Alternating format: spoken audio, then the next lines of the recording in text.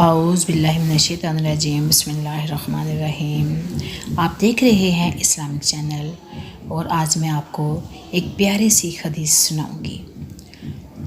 رسول اللہ صلی اللہ علیہ وآلہ وسلم نے فرمایا، اللہ تعالیٰ فرماتے ہیں، میرے ذکر کے لیے وقت نکالو، میں تمہارے کاموں میں برکت عطا کروں گا، ورنہ دنیاوی کاموں کی کثرت تم پر اس قدر مسلط کر دوں گا